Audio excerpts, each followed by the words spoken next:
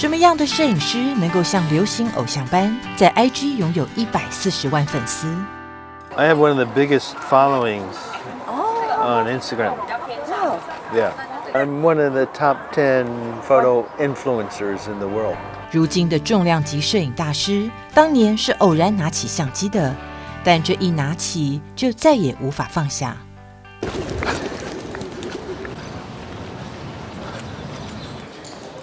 身材精干结实的麦可山下，求学时期疯狂于橄榄球、棒球、摔跤，结果严重的运动伤害让他不得不喊停。Actually, I had a lot of injuries in college and couldn't do sports anymore. I ruined my ankles. I had several operations. And I was kind of looking for something to fill that void. And so when I couldn't play, then I needed something to fill that energy. And I found photography and became obsessed by photography. And before it was all about sports. And then it became all about photography. And I worked, studied everything You name whatever it was about photography. Eat, sleep, drink photography. 他面对摄影的态度和对运动一样极为好胜。When I started, everybody said, "Nah, don't get into that. There's no future for you. It's too difficult." For me, that was a motivation, and I took it as a challenge. 这挑战，他显然已经战胜了。这天，在台北麦可山下35年东方之眼影像展展场，麦可山下亲自主持导览，介绍他的成名作，重现史上2大探险家马可波罗与郑和的史诗之旅。35 years, so we start out here with probably my best-known story for the National Geographic. It was on Marco Polo. So here we are. We start in Venice, which is where Marco Polo departed for his epic journey to China in the 13th century, 1274. 不时应邀在全球演讲、举办工作坊的他，讲起这些已成为经典的影像，依然是热情洋溢，充满活力。难以相信，他已年近70。Does it work? Does it work? 导览进入最后一个主题——妈祖绕境，他语气更热烈了。Of all the pictures that I've showed you here, my favorite are right down here because I'm here in Taiwan. It's your country, and I'm very proud to show you my look, my photographs of something that I think you know well. 绕境期间，香客走9天，麦可山下也跟拍了9天。香客的虔诚与专注，透过他的镜头凝结在一个个方框里，感动着观者。I was set up for this. It's 1 o'clock in the morning, and I'm on this bridge, and I'm standing about here. I was right over the middle of the bridge, and I'm standing there, and they're coming at me now. And suddenly everybody's screaming at me, "Get out of there! You can't stand there! Move, move, move! You're not allowed to stand above Muslim." 他当然乖乖走开，结果拍到一张角度更好的照片，再次印证了他的口头禅：摄影师是靠好运吃饭的。 Has anybody ever seen snow in Kashgar? It rarely ever snows there. And so when photographers, geographic photographers, have unusual weather conditions, we go crazy. Pull your camera out when it's raining or snowing. Don't put it away, protecting it from the elements. So I was desperately looking for a subject because it's snowing like crazy. I'm going like, wow, I got to shoot something. And thank God for this guy with the red umbrella because he makes my picture. If you put your hand here and take this out of the photograph, notice how boring a picture this is. That makes it totally different. Maybe that's why photographers have big egos, because they think God is on their side. 或许老天确实特别眷顾麦可山下，但好运之外，他也做足了功课。当年追溯马可波罗足迹的题目是由麦可山下主动向国家地理杂志提出，他看遍所有关于马可波罗的书籍，结果照片刊出后大为轰动，也让他一战成名。Ran in 3 different issues at over 80 pages, and nobody ever heard of such a thing. So from that, I get also many people responding and say, why don't you do this? And somebody wrote in, I think it was my brother-in-law, who said, your next story, and he sent me this book about Zheng He, and sure enough, it became my next story. 他说，之后他经手的拍摄案一个牵引到另一个。定居在美国纽泽西州的他，过去35年间累计拍摄的中国相关作品，竟然是所有摄影师中数量最庞大的。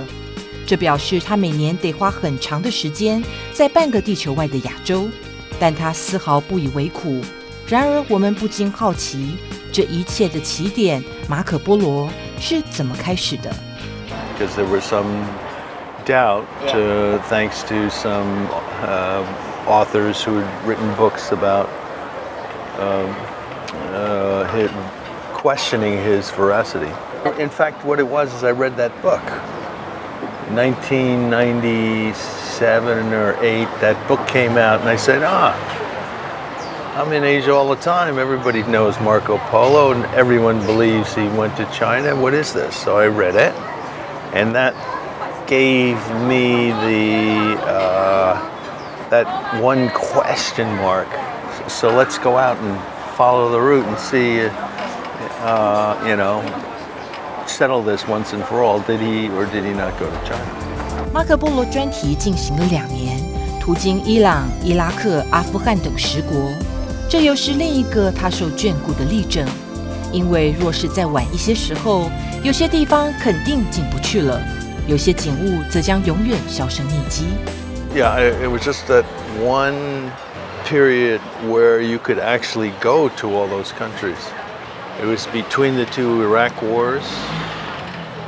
Iran had just liberalized their policies, and so even though that was the most difficult, Iraq and Iran were the most difficult to get into, I still was able to do that. Oh, and Afghanistan was a horrible situation going on there because there were civil war, and Massoud was fighting the Taliban, and we went to the UN to speak with the Afghan government, and they said we were basically speaking to the Taliban. They said, no, you can't come. So then we went to see Massoud forces from the Mujahideen, who also had an office near there, and they said, please come. 解决了进入的难题，更困难的还等在后頭。到底要如何重现数百年前的景象呢？ Yeah, that's what the story is all about, is the photography. You're trying to recreate the history, though you're shooting, 500, 700 years later. In the case of Zheng He, it was more difficult because there's so few sailing boats left. Marco Polo, the surprise was there were so many scenes, at least in China, that were still happening. Now, if you try to do that today, I doubt you're going to find a lot of those subjects I was able to shoot. It's just changed too much, and of course tourism has ruined a lot of the reality is gone, because most of these things I photographed have become tourist attractions. Silk making, and what I saw was real, and what the tourist sees is a facsimile done for tourists. 在动荡的时代里，他的照片也成了珍贵的史料。I went to Yemen to photograph the World Heritage Site and medieval city of Sana'a. This was perfect because it really gave you the feeling of being in the Arabian Peninsula 500 years ago. And the saddest thing, however, is all of this has been destroyed in the civil war that's going on right now. Bonus for me is that I see the importance of my work as documenting so many things that the world can no longer see. 同样是奔波于东西之间的麦可山下，或许在马可波罗以及郑和身上看见一点自己。Oh God, yeah. You become kind of part of that becomes your character. So you're always thinking, now what would Marco Polo have done, or what was he saying here? And he made this comment. So, yeah, you try and put yourself in the explorer's footsteps. 然而，马可波罗和郑和的旅程都有终点，年届古稀的麦可山下却完全停不下来。专访前，他才去了纽西兰。结束台湾摄影展的开幕仪式后，他将飞至北京，接着飞回美国，然后前往新加坡、北京，再回美国，然后意大利。爆满的行程听得我们眼花缭乱。I'm busier now than ever before. Most of my colleagues have retired. They teach workshops. I like teaching workshops, but I only do 1 or 2 a year because shooting is what I'm interested in doing. There's only a certain amount of time left for the shooting, let's face it. So while I can do it, I'm going to be working on projects, building my body of work. I have no intention of quitting or retiring. I just am going to be shooting as long as I'm alive.